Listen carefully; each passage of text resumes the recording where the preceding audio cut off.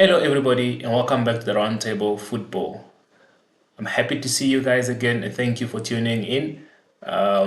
Before I get into today's update, I would just like to say thank you to everyone who takes the moment on watching our videos and liking, subscribing, and sharing. It's really doing some good. It shows that we are getting somewhere. Slowly but surely, we'll get there. But let's get into today's episode and what I have planned for you guys today. There was plenty of football matches last night in the Europa League and the Conference Cup. Some history was made last night, and history was changed last night. But one update we are obviously going to speak about, most importantly, it's of the London Derby coming this weekend. Yes, we have the London Derby coming this weekend. The Gunners versus the Blues, Chelsea versus Arsenal. It's going to be a great game, and I'll be bringing you some halftime show live podcast with Chelsea and Arsenal fans, respectively. I'll have them on my show, on my podcast, and yes, and you're gonna ask them the question in the comments, and I'll ask them, or I'll just do the asking of the questions, and but that will be during the halftime of the match, and the match kicks off at 6:30, and we'll be coming live 45 minutes later to discuss the 45 minutes that just went by, and yeah, if everything works on our side, we might also do the full-time match reaction with the same fans or different fans, but it all depends. Until then, I'll give you more information where we're going to be, and you can also join us. Anyways, let's get into last night. Some incredible, crazy games.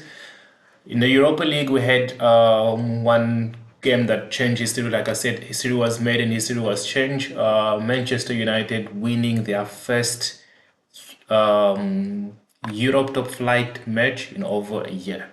Yes, Manchester United won last night, guys. They just give it to Manchester United. Yes. So United won the game 2-0. They haven't won in the Champions League or Europa League in a long time. They've drawn. And if you notice, one thing is that every time they drew a match, they were first winning that game. It was either 2, 3, or one goal, but they ended up drawing the match. But last night, Amad Diallo scoring 2 goals in the second half. Beautiful goals, especially the header was a good goal. So big up to United. Ruud van Nistelrooy has, well, not proven, but he has shown that he could get his players' attention and he let them come out of the gutter. Although the performance wasn't as good as a professional team supposed to be, the team doesn't look as if there is a cohesion between them, but they picked up the win, which is the most important thing in football.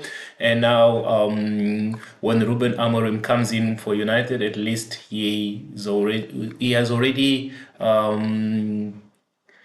What I'm trying to say is that Ruud van Nistelrooy has already at least got them past a specific point. At least they are used to winning, and when he comes his own tactics and his own backroom stuff, things are going to be different. So yes, that was one game that I wanted to get into. Then it was Ajax versus Maccabi Tel Aviv. Ajax winning 5-0, good big margin. So I'm not going to dive into so many matches from the Europa League. Another actually important game last night was the game between Galatasaray and Tottenham Hotspur. Guys, Tottenham lost the match. They were winning this game only to lose. Big up to Victor Osimhen. Victor Osimhen scoring a hat trick. No, he scored the game ended 3-2. So Victor Osimhen scored 2 goals, and the other goal was scored by his compatriot. And I also feel sorry for the Tottenham lad, the young guy who scored the goal for them. Let me just get his name quickly. This was Lancashire. Yes, Lancashire was the player who scored for Tottenham the first goal, but he ended up getting a second yellow card. It was booked for the second time, and he received a red card, and yeah, he was seen walking off the pitch. I feel sorry for him because he was given a chance last night, but he couldn't hold it. So Victor Osimhen and his guys held it into it and also had a win last night. So looking at Europa League standing right now, Lazio This is actually a team from Italy. They are top of the league, and Manchester United is number 15. I mean, I feel like they are so good with being in the second part of league table. Same in the Europa League, Ecosign, Premier League. So the yeah, that is just United right now at the moment. But with the new coming coach from next week Monday, yeah, from next week Monday after the international break, I believe it's going to be a change could come in this team. So, and when he comes in, I might just do another video, live video, just to see how he's been welcome at Old Trafford. And also, we had a game in the Conference League. Yes.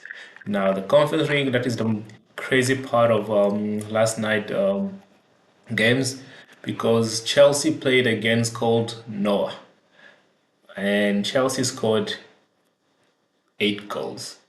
By halftime, they already had 6 goals.